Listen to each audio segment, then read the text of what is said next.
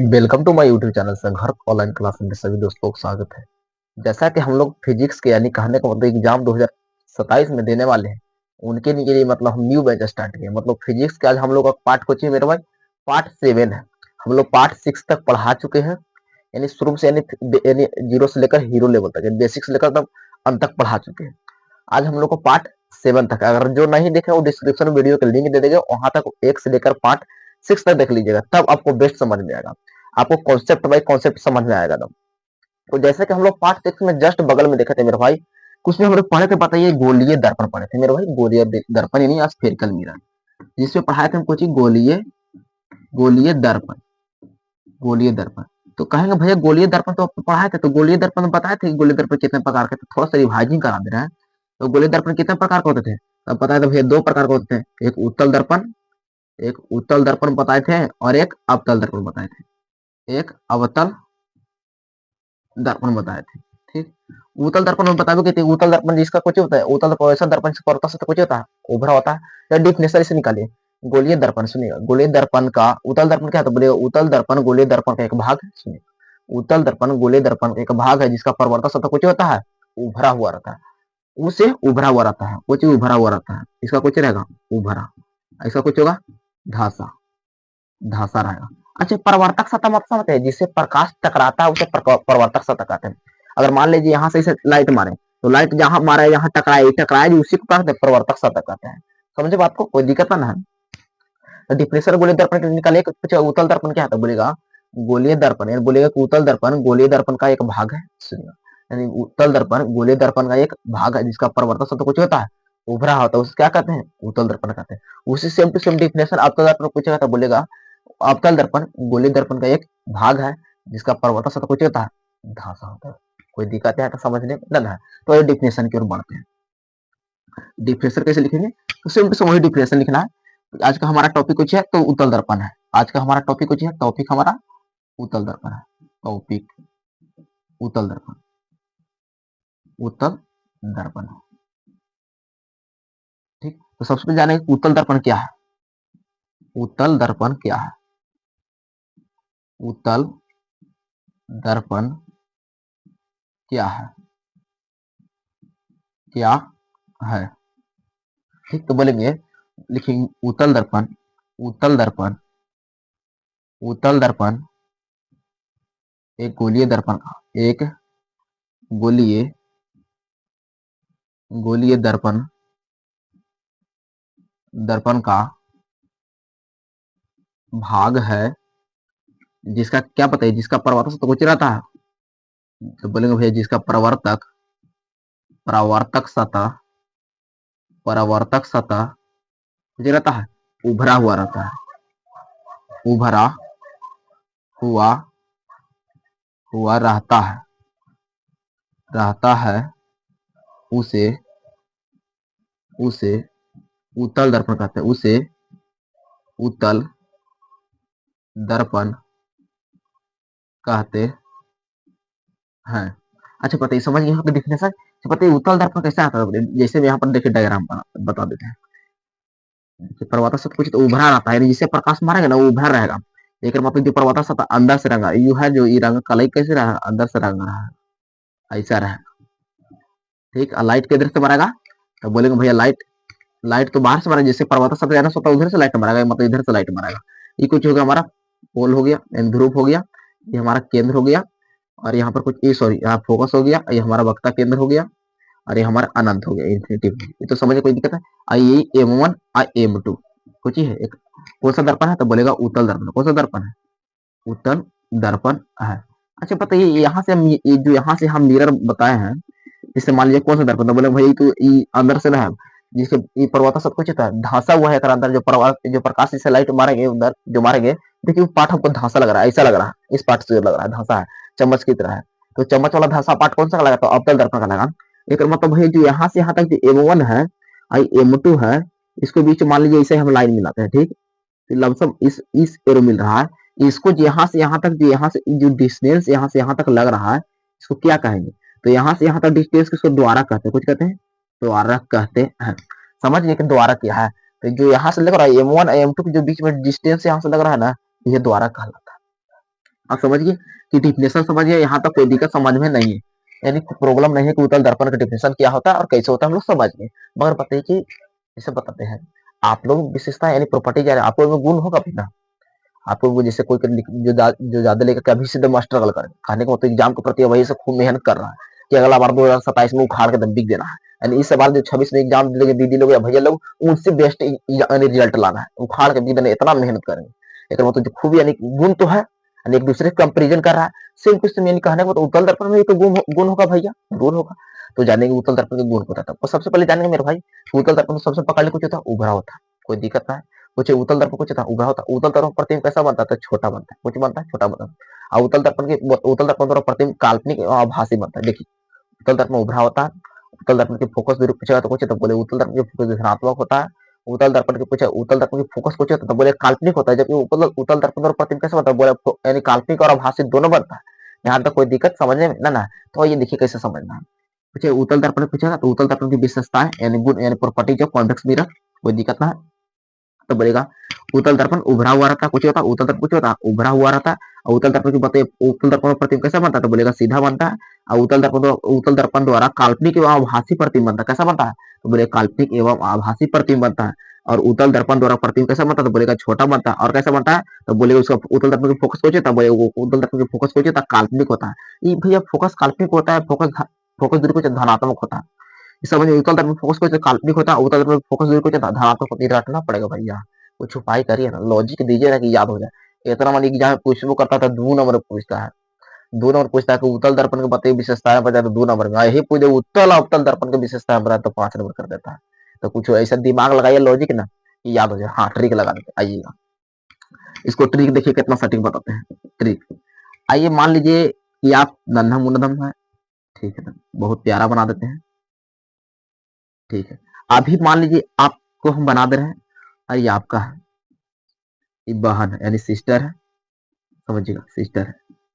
Sister का नाम है मान लीजिए हम धरते हैं उसी, कुछ उसी, आप समझिएगा बात। आप पढ़ के आए मेरे भाई, सुनिएगा बात को। आप एकदम साइकिल चला कर एकदम आए हैं, एकदम थकल पैदान है, तो कहेंगे उसी, सुन बहन का नाम कुछ मेरे भाई तुम्हारा उसी, तो कहेंगे उसी, तो कुछ अच्छो कुछ क्या हो अच्छो, तो उसी से तो कहा उसी एक गिलास पानी लाओ, तो वो कुछ कहे उसी को अच्छो, उसने मत को उसी से तुम कहो, एक तुम कहा बाबू कि एक गिलास पानी लाओ, तो उधर से आवाज कुछ अच्छो, सुने मत उसी अच्छो, ट्री कुछ बन गया मेरे भाई, उसी कुछ जवाब दी अच्छो, यानी उसी अच्छो। देखिए बात, देखिए समझ में ट्रिक हमने बनाया। उत्तल दर्पण की विशेषताएं का ट्रिक देखिए, उससे उभरा हुआ रहता, कुछ उसे उभरा रहता है, उसे उभरा रहता है। और सी से प्रतिबिंब कैसा बनता है, सीधा, सी से सीधा, समझे बात को। आ से आभासी, आ से आभासी, आभासी या काल्पनिक एक बोलिए, आभासी या काल्पनिक प्रतिबिंब बनता है। कुछ उत्तल दर्पण प्रतिबिंब कैसा बोलेगा, आभासी और काल्पनिक। और छो से छोटा, छो से यहाँ पर बोलेगा छो से कुछ था छोटा, यानी उत्तल दर्पण दोनों प्रतिबिंब कैसा बनता है, छोटा। ये एक मतलब चार समझ गया आपको, यानी कहने एक लॉजिक से आपको चार तो याद हो गया आपको। उसी अच्छा यानी उत्तल दर्पण कुछ उससे उभरा रहा था, उत्तल कुछ था उभरा था, उत्तल दर्पण प्रतिबिंब कैसा बनता है, सीधा बनता है। उत्तल दर्पण प्रतिबिंब पूछे कैसा होता है, तो बोले काल्पनिक आभासी प्रतिबिंब बनता है। बल्कि पूछे उत्तल दर्पण प्रतिबिंब कैसा बनता था, बोलेगा छोटा बनता है। बल्कि दो को याद करना पड़ेगा भैया, कि उत्तल दर्पण के फोकस वास्ते यानी फोकस काल्पनिक होता है, और उत्तल दर्पण के फोकस धनात्मक होता है। जी नहीं, याद नहीं करना पड़ेगा आपको। एगो अभी जस्ट हम बताएंगे कि उत्तल दर्पण को अभिसारी दर्पण क्यों, अपसारी दर्पण क्यों करते हैं, वहां से आप सिद्ध करेंगे अभी, ठीक। ये क्लियर हो जाएगा, कौन अपना क्लियर होगा भैया, कि वो उत्तल दर्पण की फोकस कुछ होता है काल्पनिक होता है, ये वाला क्लियर होगा। बल्कि और कुछ तो बताइए कि इसको यानी इसका फोकस धनात्मक कैसे होता है, बताइए। आपको जब हम इसको प्रूव करेंगे ना दर्पण सूत्र, वहां पर आपको हम बताएंगे। यानी कहने का मतलब कि दो कम से कम रहते, एगो तभी तो जरूर क्लियर हो जाएगा, मतलब 5 याद हो जाएगा भैया, एगो कैसे हम अपने माइंड सेट में याद कर ले, समझिएगा। यानी उत्तल दर्पण धनात्मक हो, जब भी हम आए मान लो मेरी बहन पानी दे दिया, अगर हाँ बोल दिया यानी पॉजिटिव बोल दिया, तो पॉजिटिव मतलब कुछ धनात्मक होता है हिंदी, लेकिन मतलब हाँ बोल दिया मतलब धनात्मक, ये भी याद हो गया भैया, ये धनात्मक। उत्तल दर्पण की फोकस कुछ होता है धनात्मक, यानी पांच याद हो गया, तो कोई दिक्कत ना है। मगर पूछ देगा मेरे भाई कि उत्तल दर्पण को अभिसारी दर्पण क्यों कहते, अपसारी दर्पण क्यों कहते हैं, आइएगा सवाल बनता है कि उत्तल दर्पण को अपसारी दर्पण क्यों कहते हैं।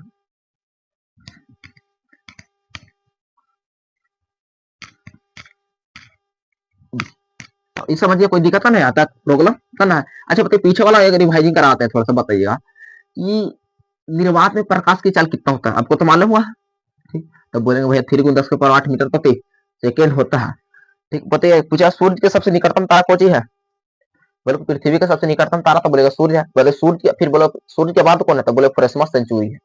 ठीक, आइएगा अब उत्तल दर्पण हो गया हमारा। ठीक, अब पूछेगा मेरे भाई क्वेश्चन बनाएगा उत्तल दर्पण को, क्वेश्चन है एक इसमें और ऐड कर सकते हैं कि उत्तल दर्पण को अपसारी दर्पण कहते हैं। नीचे अगर सत्ताओं पॉइंट ऐड करना चाहते हैं तो ऐड करिएगा कि उत्तल दर्पण को अपसारी दर्पण कहते हैं। ठीक, क्वेश्चन है कि उत्तल दर्पण को दर्पण को अपसारी अपसारी अपसारी दर्पण दर्पण क्यों कहते हैं? क्यों कहते हैं? ये हमारे सवाल बना कि उत्तल दर्पण को अपसारी दर्पण क्यों कहते हैं।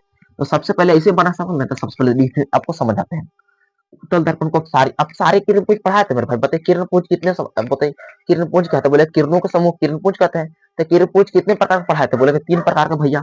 आप बताए थे कि एक अपसारी किरणपुंज, कुछ बताए अपसारी बताए थे, अपसारी अपसारी बताए थे, और एक अभिसारी बताए थे, अभिसारी बताए थे। ये तो याद है हमको। एक समांतर बताए थे, समांतर किरणपुंज बताए थे। ठीक, तो अब सारी क्या होता है भैया कि एक बिंदु से निकलकर चारों तरफ फैल जाता है। अब तो एग्जांपल बहुत अच्छा लेकर बताए थे। जैसे कहने को तो बताए थे कि जैसे मान लीजिए कि अगर मान लीजिए कोई 4 बेटा है एक घर में। ठीक, तो चारों बेटा, एक पिताजी के 4 बेटा है, वो अपने कुछ यानी घर से एक बिंदु है, घर से चारों बेटा अलग अलग छितर गया, यानी काम करने चल निकल गया। फिर वो आपस में देखिएगा, यानी जो घर से निकला वो चारों तरफ निकल फैल गया, काम करने के लिए फैल गया। बात को समझिएगा।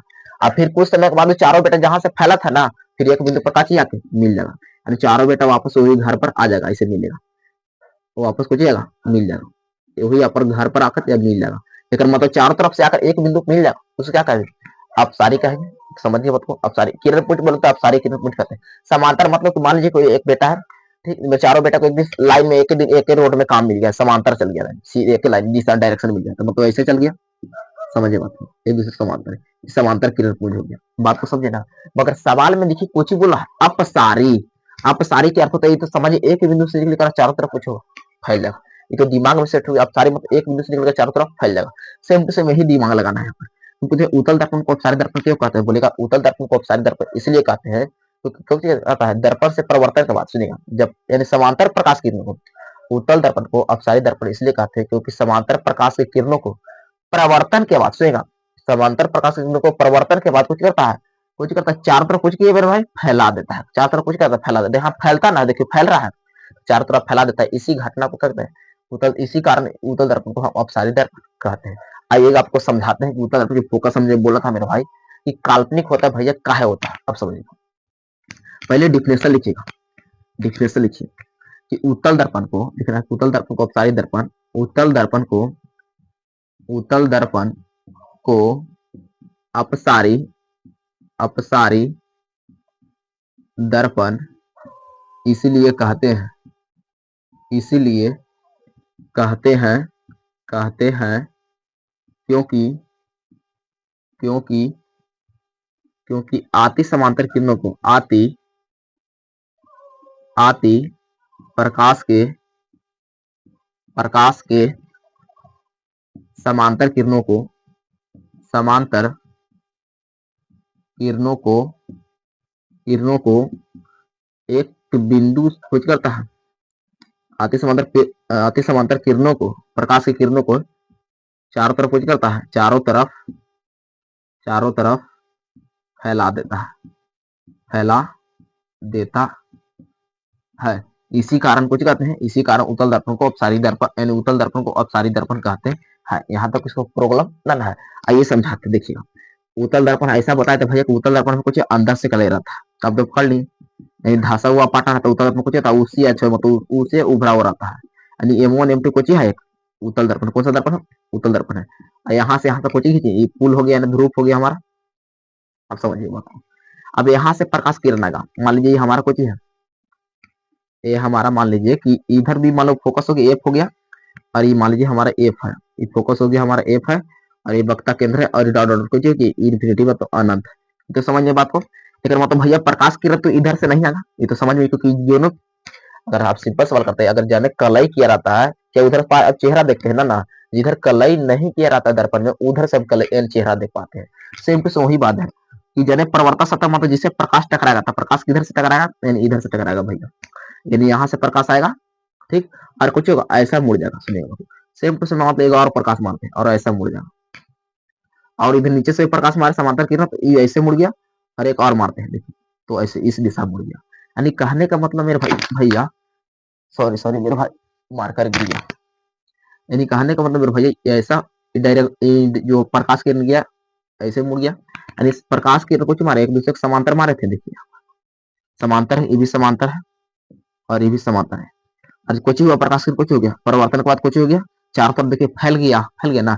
एक मतलब भैया एब्जॉर्ब यानी कल्पना करेंगे हम, कल्पना करेंगे ना हम कि जो प्रकाश की किरण जो आ रहा था ना, प्रकाश की किरण कल्पना करेंगे यहाँ से आ रहा था, यहाँ से इसे कल्पना करिए इसको, और इसको यहाँ से इसे मिला दीजिए, ऐसे कल्पना करिए, और ये कल्पना करिए यहाँ कैसे आ रहा था, और ये वाला कुछ ही वाला ऐसे कर दिए, इससे पता चल गया कि देखिए यहाँ पर इसे हमने जो कहा था मेरे भाई कि बताइए ये फोकस कुछ बना, ये फोकस कुछ बना, काल्पनिक बना कि वास्तविक बना, ठीक। हमने बोला मेरे भाई उत्तल दर्पण में प्रतिबिंब कैसा बनता है, काल्पनिक बनता है कि आभासी, बोलेगा काल्पनिक आभासी दोनों बनता है, सुनिए काल्पनिक बोलिए आभासी, कि यहाँ पर प्रतिबिंब जो बनेगा मेरे भाई जो मिला है जहाँ पर वो काल्पनिक बनता है कि वास्तविक, बोले इसका फोकस भी कुछ हुआ काल्पनिक हुआ, मिला जो डॉट डॉट करके मिलता है काल्पनिक हुआ, आपको पढ़ाया गया प्रतिबिंब इमेज में पढ़ा है ना, वहां पर देखिएगा ये काल्पनिक पर यहाँ बना, काल्पनिक फोकस हुआ, काल्पनिक प्रतिबिंब बर्मुख किया, यहाँ तो दोनों कंप्लीट हो गया, यहाँ तो कोई दिक्कत समझ में ना। उत्तल दर्पण को अपसारी दर्पण क्यों कहते हैं, आपको 2 नंबर सवाल पूछता है उत्तल दर्पण को अपसारी दर्पण क्यों कहते हैं, तो आप ये सबसे पहले डिफिनेशन लिखो और इसको डायग्राम को पार दीजिएगा, यहाँ तक इसको प्रॉब्लम ना। अच्छा, अब पूछना उत्तल दर्पण का उपयोग कहाँ होता है, समझिए मतलब उत्तल दर्पण का उपयोग मेरे भाई सबसे पहले ज्यादा जाता है साइड मिरर के रूप में होता है, हम बोल दे रहे हैं जिसे लिख पाते हैं लिख देगा, और चलिए लिख देते हैं, इसको समझने कोई दिक्कत ना है।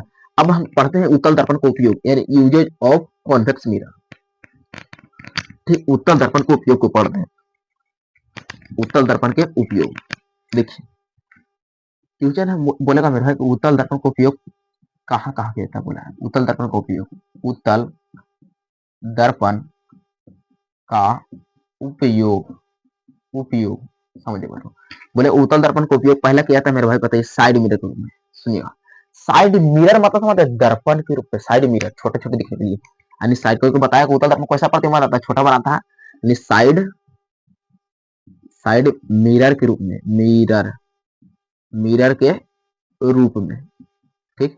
जैसे कहने का मतलब देखते हैं कि इतना छोटा आईना आईना रहता है मेरे भाई, इससे बहुत सारा प्रतिबिंब गाड़ी भी दिखा देता है, बहुत सारा आदमी दिखा देता है, क्यों, क्योंकि उत्तल प्रतिबिंब कैसा बनता है, छोटा बनता है, आपको मालूम है उत्तल प्रतिबिंब कैसा बनता है, छोटा, जिस कारण कुछ होता है बहुत सारा प्रतिबिंब दिखाता है, इसलिए साइड मिरर के रूप में इसको उपयोग किया जाता है।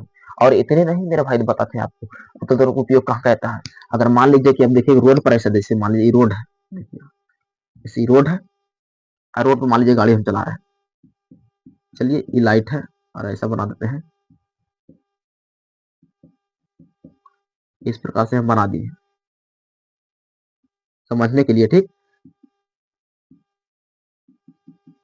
तो मान लीजिए कोई गाड़ी है, समझ लीजिए बात, गाड़ी है, देखिए जो रोड है ना, ये गाड़ी मान लीजिए रोड पर चल रहा है, ये रोड पर सरफेस चल रहा है, तो जो रोड के किनारे से देखे होंगे लाइट लगा हुआ, ऐसा लाइट रहता लगा, देखते हुए लाइट लगा रहता है, समझे बात को, कि क्या करता है लाइट, जो रोड के किनारे जो लाइट रहता है ना मेरे भाई, यहाँ से जो प्रकाश किरण आता है ना वो चारों तरफ कुछ करता है, फैला देता है, यानी रोड के किनारे जो लगा हुआ लाइट इसको कौन सा दर्पण को कहता है, कौन सा दर्पण लग रहा था, बोलेगा कौन सा दर्पण आता है, बोलेगा भैया उत्तल दर्पण आता है। यानी का दूसरा कह सकते हैं कि सड़कों किनारे यानी सड़कों किनारे लगे हुए लाइट में उपयोग का होता है, तो सड़क के किनारे लगे लाइट में, यानी सड़क सड़क के किनारे किनारे लाइट में, लाइट यूज होता है कि ना होता है, कि आप दो उपयोग याद हो गए, यहाँ तो कोई दिक्कत आपको समझने में ना है कि उत्तल दर्पण का उपयोग होता है, आपने समझा।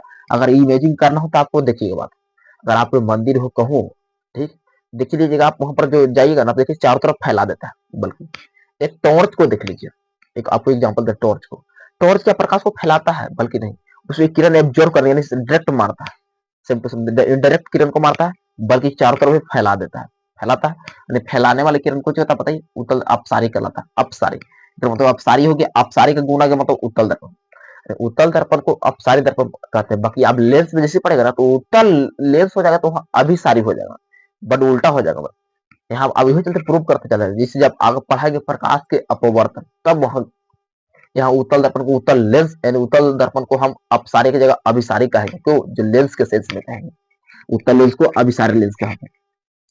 यहाँ तक इसको प्रोग्राम बना है। तो अगला टॉपिक हम पढ़ते कुछ अवतल दर्पण। क्या है, आप लोग थोड़ा सा वीडियो लॉन्ग होगा, बने रहिएगा क्योंकि हम लोग बेसिक्स पढ़ा रहे हैं मेरे भाई। ये करने का मतलब आपको फिजिक्स, केमिस्ट्री, बायोलॉजी और मैथ और उसके बाद हिंदी में कोई प्रॉब्लम ना आने देंगे। खाली हमेशा से जुड़े रहिएगा। प्रतिदिन हम वीडियो शेयर करते रहेंगे 4:30 बजे, कभी 5 बजे, 6 बजे प्रतिदिन, यानी वीडियो को टच कर लीजिएगा, पढ़ते रहिएगा। जब कितना न पढ़िएगा मेरे भाई तो पूछने वाला कोई नहीं है। दुनिया में दिखता है मगर दिखाता कोई नहीं है। देख लेगा मेरे भाई मगर दिखाएगा कोई नहीं। तो यही समझिए बात को। आपका रिजल्ट के लिए इंतजार करेगा ना, कहते ना मेरे भाई कि सब जगह खिचड़ी पक रही होगी, सब जगह खिचड़ी पक रही होगी तेरी नाकयामे की। सुने बात, सब जगह खिचड़ी पक रही होगी तेरी नाकयामे की, तू मेहनत करो और हौसला लाओ लाओ और खिड़ बटवा दो कामयाबी। बात को समझ, बात करो, मेहनत करिए और जो आपको ना सफल होना चाहता है ना उसको सफल के खीर बटवाइए, मेहनत करिए। ठीक, तो आइए हम लोग अब उत्तल दर्पण पढ़ ली, हमारा उत्तल दर्पण यहाँ से कोई दिक्कत ना है। अब भैया अवतल दर्पण पर तो पढ़ा दीजिए ना, उत्तल दर्पण तो पढ़ा ही दी। आइए अब अवतल दर्पण पढ़ते हैं। अवतल दर्पण पूछा कि अवतल दर्पण क्या है, यहाँ सेम टू सेम हम चेंज कर देते हैं, अवतल खाली कर देते हैं, अवतल दर्पण। अवतल दर्पण एक टॉपिक हमारा कुछ हो गया, अब अवतल हो गया, अवतल दर्पण। पूछे अवतल दर्पण क्या है तो बोलेगा अवतल दर्पण, यहाँ कुछ कर देते हैं, अवतल कर देते हैं। अवतल दर्पण एक गोलीय दर्पण का एक भाग है। वो अवतल दर्पण एक गोलीय दर्पण का कुछ है, अवतल दर्पण एक गोलीय दर्पण का भाग है जिसका परावर्तक सतह कुछ होता है, धंसा हुआ होता है। कुछ होता है, धंसा हुआ होता है। उसे कौन सा दर्पण कहते हैं, उसे अवतल दर्पण कहते हैं, उसे अवतल दर्पण कहते हैं। यहाँ तक कोई प्रॉब्लम ना है, समझे बात को, हल्का चेंज भी है।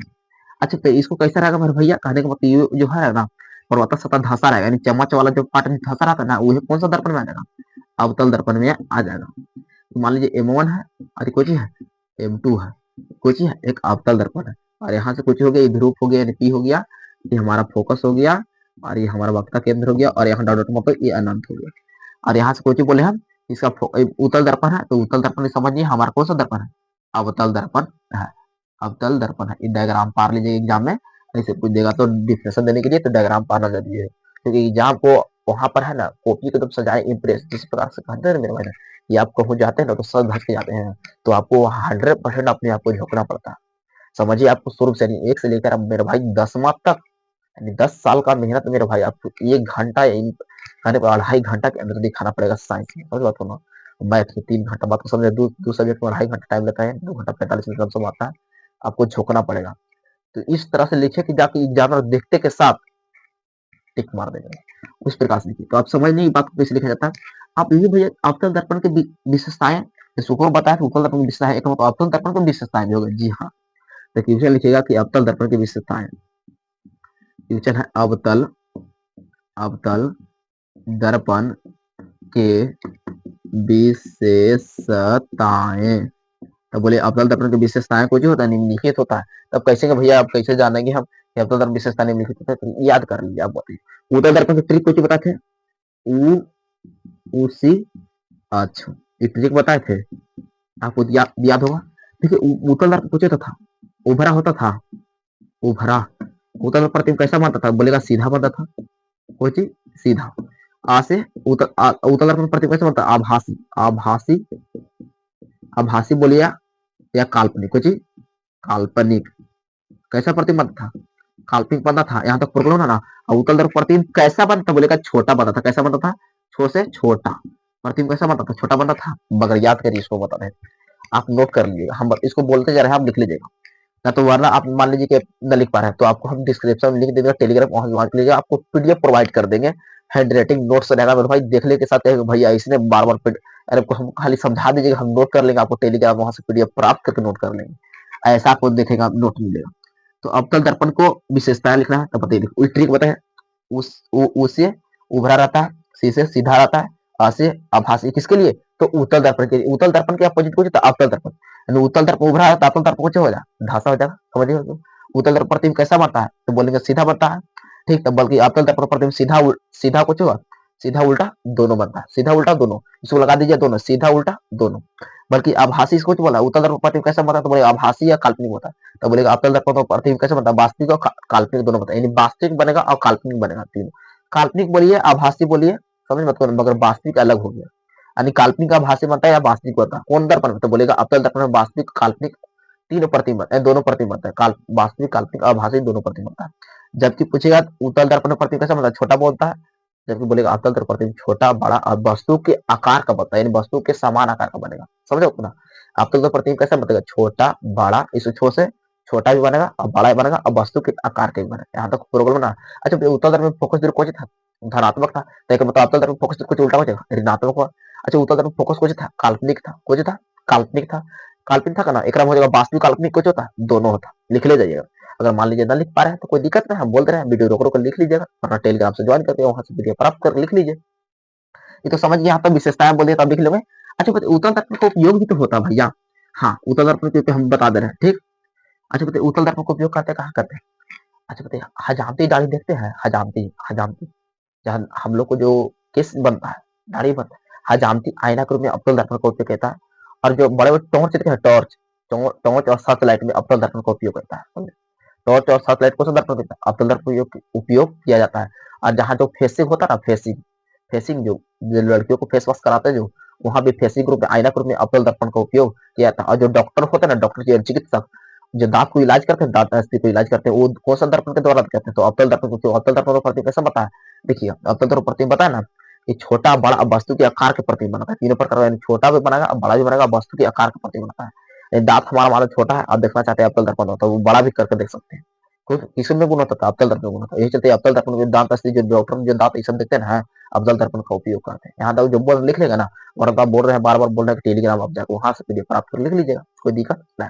मगर बोले का सवाल भैया, जैसे आप बताएं कि उत्तल दर्पण को अपसारी दर्पण कहता है, तो आप बता सकते हैं कि अवतल दर्पण को अभिसारी दर्पण कहते हैं कि ना कहते हैं। हाँ आइए सीख करते हैं इसको भी। अगला सवाल है मेरे भाई, अवतल दर्पण क्वेश्चन है कि अवतल अवतल दर्पण को अभिसारी अभिसारी दर्पण दर्पण क्यों कहते हैं, क्यों कहते हैं, यही सवाल है। तो बोलेगा कि अवतल दर्पण को अपसारी दर्पण इसलिए, अभिसारी पता है, अभिसारी का अर्थ तो कुछ करेगा, यानी चार तरफ से आएगा एक बिंदु पर मिल जाएगा, यानी चार तरफ से आया एक बिंदु पर मिल जाएगा, कौन सा दर्पण करके, तो अपसारी दर्पण। कुछ देर पहले भी हम बताए थे, घर से निकला चारों तरफ मानो मजदूर मान लो काम करने निकल गए घर में, ठीक। तो मान लो मैंने बताए थे कि एक बाप के चार पुत्र चारों निकल गए घर से, एक बिंदु से निकल चारों तरफ फैल गए, तो अपसारी करेगा। और फिर उसी काम के समाप्त होने के बाद सब लौट के घर आ गए, एक बिंदु पर मिल गया, तो कुछ क्या लगा, अभिसारी का लगा।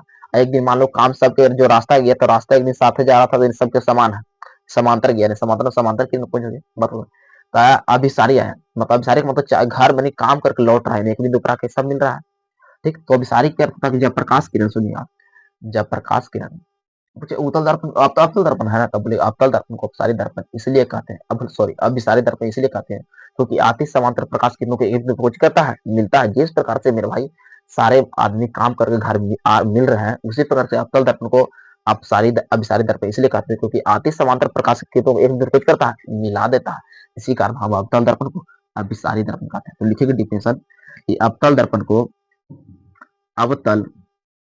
अवतल दर्पण को अभिसारी अभिसारी दर्पण दर्पण इसीलिए कहते हैं क्योंकि क्योंकि आति समांतर प्रकाश किरणों को आति प्रकाश के समांतर किरणों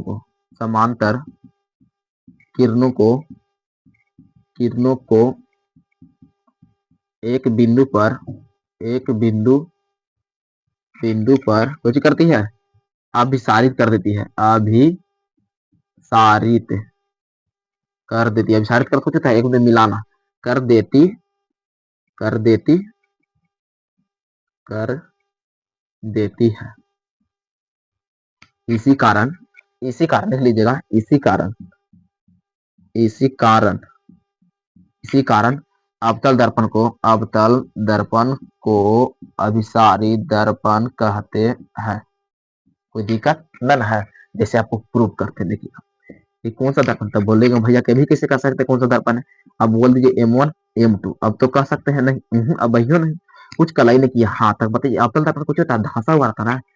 आप कहेंगे हाँ भैया धंसा रहता है, उत्तल दर्पण उभरा अवतल दर्पण कुछ धंसा हुआ। एक मतलब अवतल दर्पण वैसा दर्पण से परवता सब कुछ होता है धंसा हुआ, मतलब जो ऊपर वाला पार्ट है वो रंगा रहेगा। इसको रंग देते हैं, देखिए यहाँ पर रंग दिए, कोई दिक्कत नहीं है। तो समझ गए, लेकिन मतलब भैया यहाँ से यहाँ तक तो जानते हैं कुछ होता है ध्रुव होता है, ठीक बोल है। ये कुछ होगा, ये बोलेंगे भैया फोकस हो गया, ठीक। और ये हमारा कुछ हो गया वक्ता केंद्र हो गया, ये डॉट डॉट मतलब इन्फिनिटी मतलब ये अनंत हो गया। ये मतलब आती समांतर प्रकाश की किरणों को ऐसा आ रहा था, जैसे अवतल उत्तल दर्पण में आया था, सेम टू सैकड़ों में आएगा। अगर हम पूछेगा मेरे भाई ना कि फोकस ऐसे मिलेगा, कहाँ मिलेगा जाकर, फोकस पर टोटल मिलेगा। ये प्रकाश किरण कहाँ मिलेगा, टोटल जाकर फोकस पर मिलेगा, ऐसा मिलेगा। नहीं चारों तरफ से प्रकाश किरण आया, देखिए आ रहा है यहाँ पर, यहाँ आया, ठीक। और ये कहाँ मिले जाके, जाके फोकस पर मिल रहा है। देखिए एफ से फोकस बताए थे, गोली दर्पण में बताए थे हम कि फोकस क्या है। अब यहाँ तो समझिए यानी फोकस का कोई चीज वास्तव में रहा है, देखो टोटल कैसे डॉट डॉट रेखा से दर्शा रहा है। मुझे बताया था ना कि काल्पनिक दर्शाए तो काल्पनिक प्रति, अब जो पूरी रेखा से दर्शाया है वास्तविक प्रति। क्या टूटी रेखा से दर्शाया जा रहा है, हाँ तो कहेंगे नहीं भाई, यानी पूरी रेखा से दर्शाया, पूरी रेखा से दर्शाया तो वास्तविक होगा। मगर आप जब इमेज पढ़ाएंगे ना, जब प्रतिबिंब बोलेंगे कि अवतल दर्पण द्वारा प्रतिबिंब कैसे बनता है, जब पढ़ेंगे इसको से 6 सिचुएशन पढ़ेंगे ना, वहां वास्तविक और काल्पनिक दोनों हो जाता है। यहाँ समझिए वास्तविक और काल्पनिक दोनों, तो ये दिमाग में नोट कर लीजिए। उत्तल दर्पण द्वारा प्रतिबिंब कैसे काल्पनिक बनता है, तो याद रखे वास्तविक काल्पनिक दोनों बनता है। तो समझिए कोई दिक्कत यहाँ तक गलत समझने में किसी को प्रॉब्लम न है। तो ऐसे ही वीडियो के लिए मेरे भाई चैनल से जरूर जुड़े रहिएगा। अगर चैनल पर नए हैं तो चैनल को सब्सक्राइब कर लेगा और वीडियो को लाइक कर लीजिएगा। आप दोस्तों को शेयर करने के लिए नहीं भूलेगा। तब तक के लिए मिलते हैं मेरे भाई, जय हिंद।